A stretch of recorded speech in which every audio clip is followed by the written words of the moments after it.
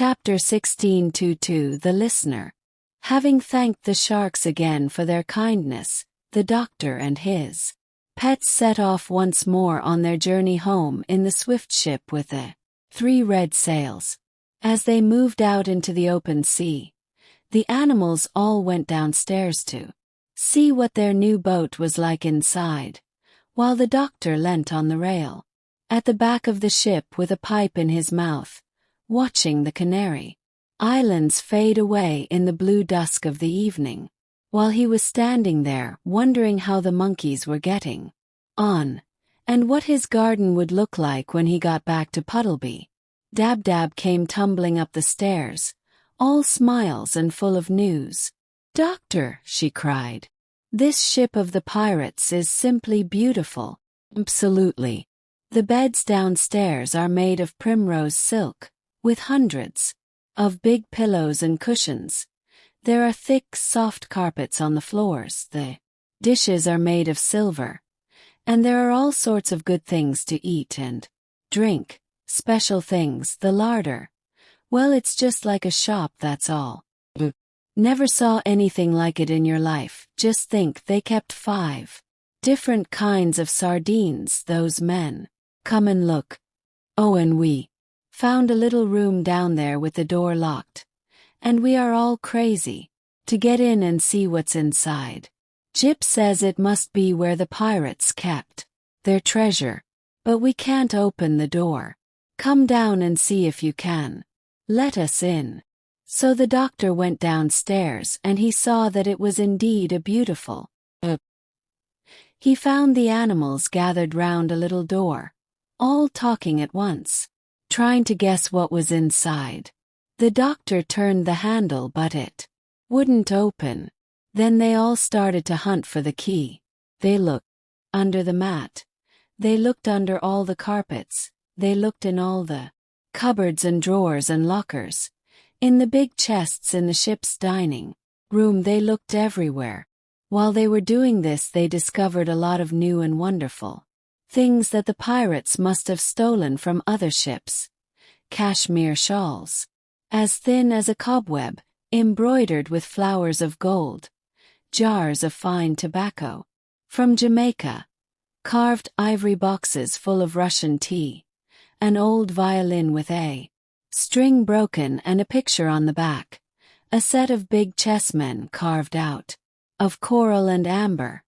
A walking stick which had a sword inside it when you pulled the handle. 6 wine glasses with turquoise and silver round the rims. And a lovely great sugar bowl, made of mother-o'-pearl. But nowhere in the whole boat could they find a key to fit that lock. So they all came back to the door, and Jip peered through the keyhole. But something had been stood against the wall on the inside, and he could see nothing.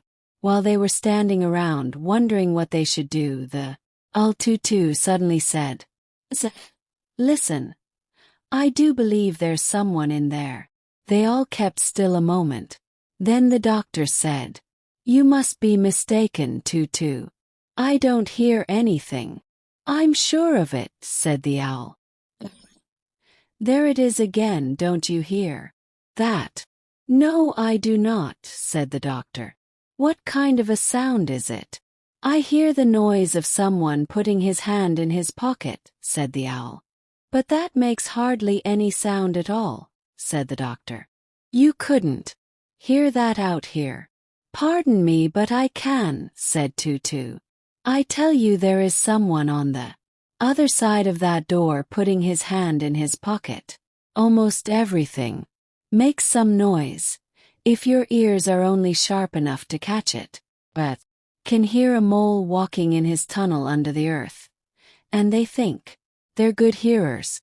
But we owls can tell you, using only one ear, the color of a kitten from the way it winks in the dark." "Well, well," said the doctor. "You surprise me. That's very interesting.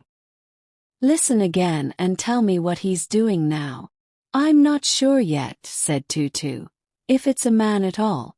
Maybe it's a woman. Lift me up and let me listen at the keyhole and I'll soon tell you." So the doctor lifted the owl up and held him close to the lock of the door. After a moment Tutu said, "Now he's rubbing his face with his left hand. It is a small hand and a small face. It might be a woman, no.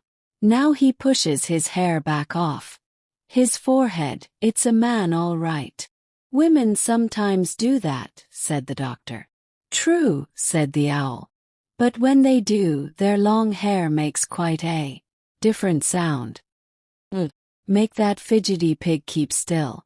Now all hold your breath a moment so I can listen well. This is very difficult what I'm doing. Now. And the pesky door is so thick. Everybody quite still, shut your eyes and don't breathe." Tutu leaned down and listened again very hard and long.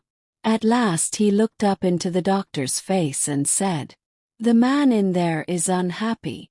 He weeps. He has taken care not to blubber or sniffle lest we should find out that he is crying. But I heard quite distinctly the sound of a tear falling on his sleeve." "How do you know it wasn't a drop of water falling off the ceiling on him?" asked Gub Gub. "Pshaw! Such ignorance," sniffed Tutu. "Drop of water falling off the ceiling would have made 10 times as much noise." "Well," said the doctor, "if the poor fellow's unhappy, we've got to get in and see what's the matter with him. Find me an axe, and I'll chop the door down."